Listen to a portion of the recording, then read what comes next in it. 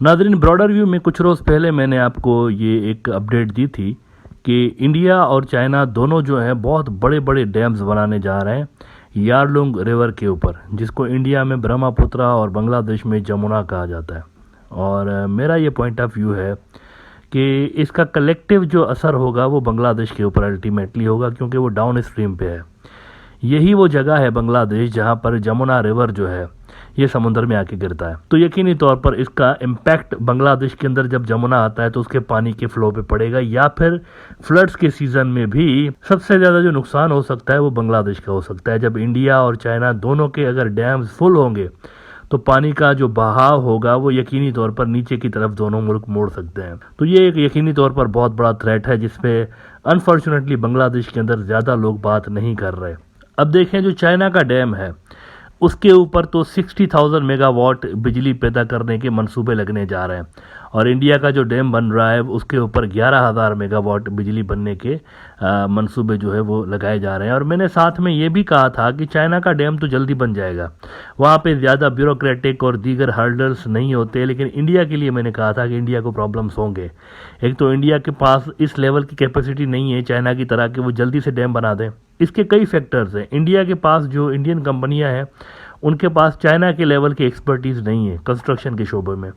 तो चाइनीज़ जो हैं वो जल्दी से बना सकते हैं, उन्होंने पहले भी किया हुआ है। उन्होंने बहुत सारे डजन्स की तादाद में हर साल वो डैम बना रहे होते हैं, तो वो तो आराम से कर सकते हैं। लेकिन इंडिया जो है इतना बड़ा डैम, क्योंकि ये उनकी हिस्ट्री का सबसे बड़ा डैम होगा अगर इंडिया बनाएगा तो, लिहाजा मैंने कहा था कि इसके अंदर बहुत सारे हार्डल्स को इंडिया फेस करेगा, तब जाके ये अगले कई साल के अंदर ये डैम बन पाएगा। अब दो तीन बड़ी इंपॉर्टेंट खबरें आ रही हैं इस डैम के हवाले से जो कि इंडिया बनाने जा रहा है। चाइना जो डैम बनाएगा ब्रह्मपुत्रा के ऊपर, वो तो स्मूथली बन जाएगा एज एक्सपेक्टेड, लेकिन इंडिया के जो प्लान्स हैं उनके अंदर बड़ी बड़ी बाधाएं नज़र आ रही हैं सामने। हुआ ये है असल में कि ये डैम चूँकि अरुणाचल प्रदेश के अंदर बनेगा, तो अरुणाचल प्रदेश के बहुत सारे ऐसे टाउन्स हैं जिन्होंने इस डैम की मुखालफत कर दी है, और लोकल्स का कहना है कि हम इसको रेजिस्ट करेंगे। और ये कोई 2-4 गांव की मैं बात नहीं कर रहा हूँ, 30 उनके कम से कम ऐसे टाउन्स हैं जहाँ पर यूँ समझें कि सेल्फ गवर्निंग टाउन्स है वो, वहाँ पर उनकी अपनी पंचायतें इलेक्ट होती हैं और वही फिर सिस्टम चला रहे होते हैं। इंडिया की गवर्नमेंट की जो ब्यूरोक्रेसी है सिर्फ उसका थोड़ा बहुत वहाँ पर अमल दखल होता है, वरना वहाँ पर जो ज़्यादा पावर रखती हैं वो लोकल वहाँ की जो गवर्नमेंट्स होती हैं, पंचायतें जिसको कहते हैं, वो वहाँ पर ज़्यादा पावर रखती हैं। तो 30 कम से कम ऐसे हैं टाउन्स जिनके जो लोग हैं उन्होंने रेजिस्टेंस का फैसला कर लिया है, और उन्होंने कहा है कि हम हर सूरत इसको स्टॉप करेंगे।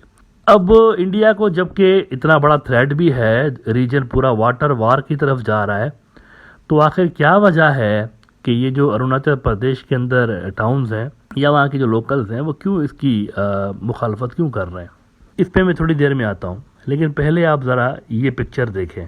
अरुणाचल प्रदेश की जो सरकार है, गवर्नमेंट जो है, उनके एक ऑफिशियल ट्विटर अकाउंट से ट्वीट की गई है, और इसमें वो कह रहे हैं कि Yingkiong the headquarter of upper Siang has a unique tribal heritage that draws anthropologists and cultural enthusiasts from all over the world who want to see the area's captivating cultural diversity. While touring the villages, one can enjoy the picture से green paddy fields. अब इसमें आप कह रहे होंगे कि इसमें ऐसी कौन सी बात है जो मैं आपको दिखा रहा हूँ। ये जो एडवर्टाइजिंग की जा रही है ना टूरिज़्म को बढ़ाने के लिए कि ये हमारा बहुत ही खूबसूरत एक टाउन है और यहाँ पे बड़ी ज़बरदस्त सीनरी है, तो कल्चरल हब है, ये सारा सही कह रहे हैं। But the problem is that ये जो टाउन है ये पूरा का पूरा उस डैम के बनने के नतीजे में डूब जाएगा। इट विल बी नो मोर। अरुणाचल प्रदेश का कल्चरल हब जो है वो ख़त्म हो जाएगा, ये वाला टाउन। और सिर्फ यही ख़त्म नहीं होगा, कम से कम 30 अरुणाचल प्रदेश के टाउन्स ऐसे हैं और सिटीज़ छोटे से ऐसे हैं जो कि इंडिया के लिए कुर्बान कर दिए जाएंगे, और इंडिया के लिए वो पानी में डूब जाएंगे, ख़त्म हो जाएंगे सारे के सारे। तो ये वो लोकल्स हैं अरुणाचल प्रदेश के जो कि रेजिस्ट कर रहे हैं, और उनमें से बेशतर तो ऐसे भी हैं जिन्होंने फ़ाइट करने का अंदिया दे दिया है, विच मीन्स कि यहाँ पर मार कुटाई शुरू होने के चांसेस भी ज़्यादा हैं अगर इनको ज़बरदस्ती डिस्प्लेस करने की कोशिश की गई तो। क्योंकि यहाँ से जो बिजली बनेगी और जो कमर्शियल बेनिफिट्स होंगे वो तो गुजरात और राजस्थान के लोगों को मिल जाएंगे, नेशनल ग्रिड में बिजली चली जाएगी और उनको, लेकिन ये बेचारे तो बेघर हो जाएंगे ना, इनका क्या होगा? अगर इनको दूसरी जगह पे घर दे भी दिए जाते हैं तो वो तो इनकी ज़मीन नहीं होगी, इनकी ज़मीन है अरुणाचल प्रदेश। और अरुणाचल प्रदेश का बड़ा हिस्सा, उनके कई सारे टाउन्स जो हैं वो कंप्रोमाइज़ हो रहे हैं, सेक्रीफाइस हो रहे हैं। निकाय एशिया को मैं पढ़ रहा था, एक बड़ा क्रेडिबल न्यूज़ आउटलेट है, इन्होंने खबर लगाई कि India hydro electric dam dual with China sparks local resistance. और लोकल्स ने अभी तक क्या किया हुआ है उस पर निकाय एशिया वाले लिख रहे हैं कि in a letter to the state government authorities on December 21st, the forum wrote, as we have not inherited this land from any government but from great ancestors, we have the supreme duty to pass on the same to our next generation. They listed the geological and ecological fragility of the region, sitting on India's most active seismic zone among the reasons to scrap the project. तो वहाँ पर एक मसला खड़ा हो गया India के लिए, और अरुणाचल प्रदेश की जो स्टेट गवर्नमेंट है उन्होंने इस पर बात नहीं की, लेकिन कुछ आउटलेट्स जो है वो ये कोट कर रहे हैं ऑफिशियल्स को नाम ना लेने की शर्त पे, एनोनिमसली वो बता रहे हैं इनको कि हमारी तैयारी पूरी है, हर विलेज को अलग अलग तरीके से हैंडल करेंगे, यानी कुछ भी हो जाए लेकिन हम बनाएंगे। देखें, ये मफतूआ इलाके नहीं होते जो कि किसी ने फतह कर लिए हो, कुछ वो वाली अप्रोच नज़र आ रही है कि फ़ायदा तो इंडिया के बाकी के पूरे इंडिया को होगा, लेकिन मसला इन बेचारों को, अरुणाचल वालों को होगा। और ये भी जो उन्होंने बात की ना कि ये किसी से हम इलाके मिले नहीं, हमारे अपने इलाके हैं, वो बिल्कुल सही कह रहे हैं। अरुणाचल प्रदेश जो है ना, उसका हिस्ट्री में दूर दूर तक इंडिया से ताल्लुक नहीं रहा, ये मैं कई बार यहाँ पर बात कर चुका हूँ।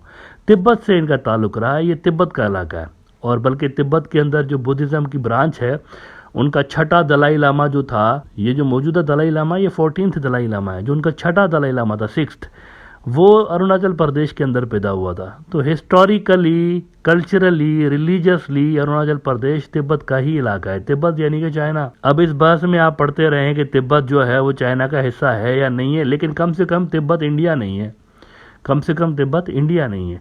तो अरुणाचल प्रदेश जो है ना, उस पर इंडिया का उस तरह से राइट नहीं है कि वो उनकी मर्जी के बिना डैम्स बनाते रहें इस तरह से। और लोकल्स जो है वो कह रहे हैं कि हम तो रेजिस्ट करेंगे, और इंडिया की तरफ से ये जवाब आ रहा है कि आप भली करते रहें, रेजिस्ट हम तो बनाएंगे। तो वहाँ पर जो है वो इश्यूज़ काफ़ी ख़राब होने वाले हैं। और एक और बड़ा इशू यहाँ पर यह है कि तिब्बत को चाइनीज़ अपना इलाका कहते हैं, लिहाजा चाइनीज़ यकीनी तौर पर इस पे एतराज़ उठाएंगे कि आप हमारे इलाके में डैम कैसे बना रहे हैं, इतना बड़ा हमारा इलाका है तिब्बत। तो उस पर चाइना और इंडिया के ताल्लुकात मज़ीद आपको ख़राब होते हुए नज़र आएंगे जब तिब्बत के अंदर ये डैम बनेगा ना। अभी तो उसकी इनिशियल स्टेजेस हैं, फिजिबिलिटी भी उसकी ठीक से नहीं बन पाई है।